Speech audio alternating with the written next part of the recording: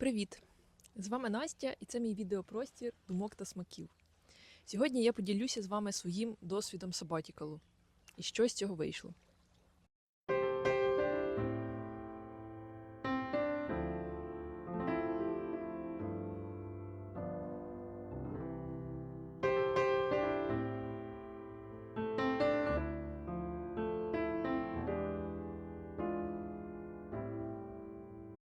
У своєму минулому відео, де я розповідала, хто я і про що цей канал, я згадала, що зробила перерву у своєму IT-кар'єрі та пішла у сабатікал.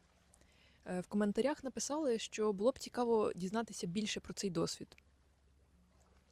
І оскільки вже минуло більше півроку, як у мене щодня субота, то я вирішила поділитися з вами цим досвідом. А якщо ви не зрозуміли, до чого тут субота, то десь ось тут або в тому куточку буде посилання на моє минуле відео, де я розповідаю, при чому тут взагалі субота. Трошки контексту. Я працювала QA-інженером, що англійською означає Quality Assurance, а солов'їною фахівець із забезпечення якості. Якщо геть спростити, то я тестувала, чи користувачі веб-платформ та мобільних додатків дійсно отримують той функціонал, який їм потрібен. Або іноді, що кнопка справді подвинулась на 2 пікселя вліво. Насправді, є дуже багато причин, чому я дійсно любила свою роботу. Вона давала мені свободу, вона давала мені класних людей, враження і, що дуже важливо, можливість застосувати мою ретельність, любов до порядку, структурованості та якості.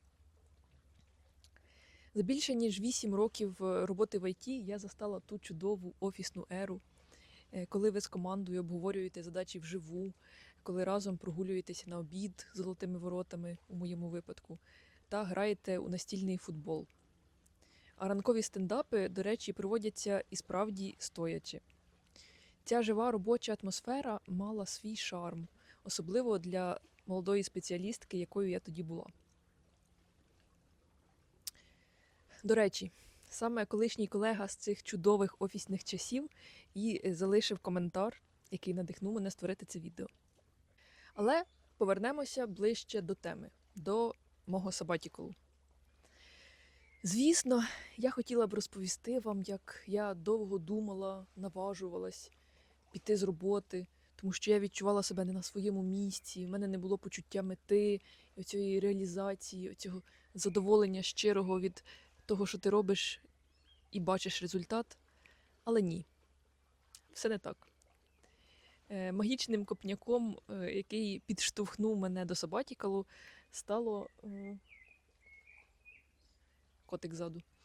Стало те, що моя робота сама від мене пішла.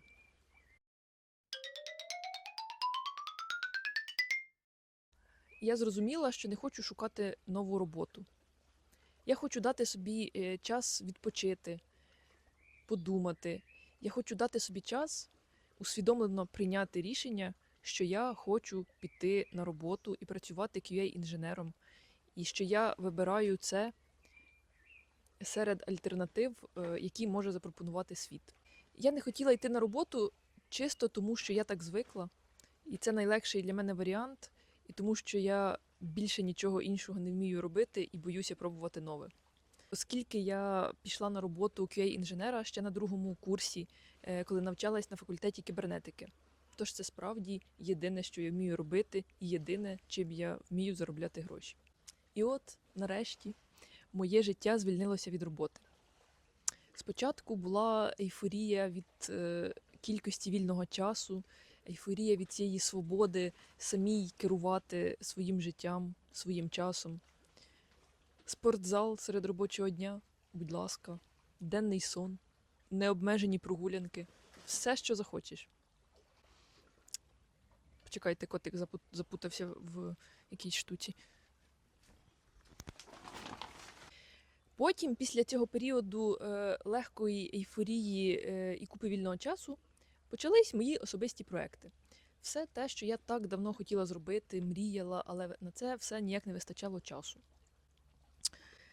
Я навчилась робити голубці, Почала приділяти більше часу своїм хобі, більше якісного часу зі своїми близькими. Це ж мій найбільший,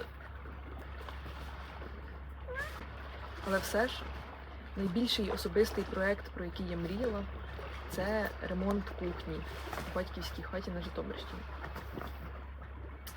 І хоча я зазвичай делегую подібні задачі професіоналам, коли це не ремонт квартири в Києві з нуля, а перепланування і частковий ремонт хати в селі, нічого особливого, просто на даху з батьків.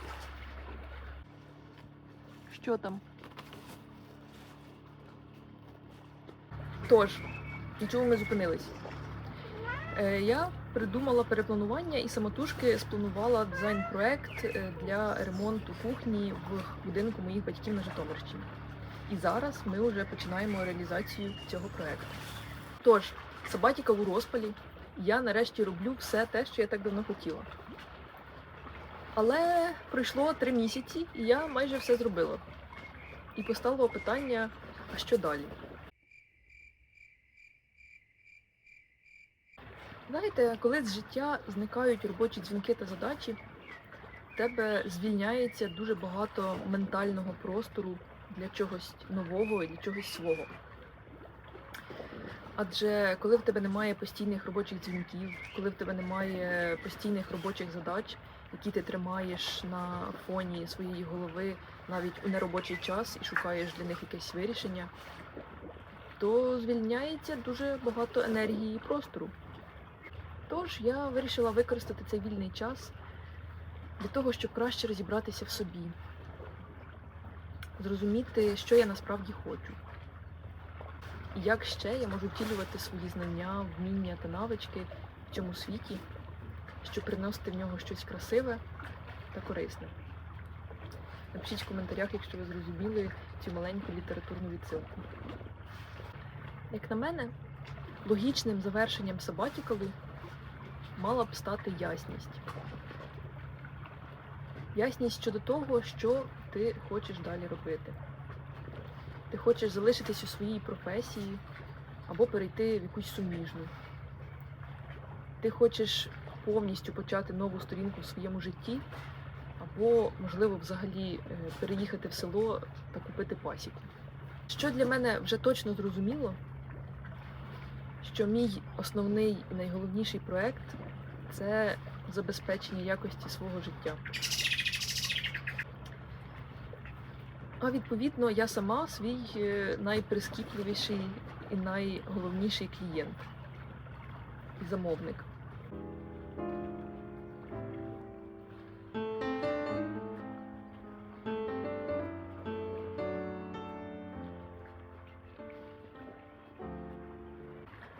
Я дуже вдячна, що я маю таку можливість, що я її створила і, головне, дозволила собі нею скористатися. Ось така вийшла в мене сьогодні історія. Сподіваюся, вам було цікаво або навіть корисно. Пишіть в коментарях, якщо ви твердо переконані, що айтішники зажерлися.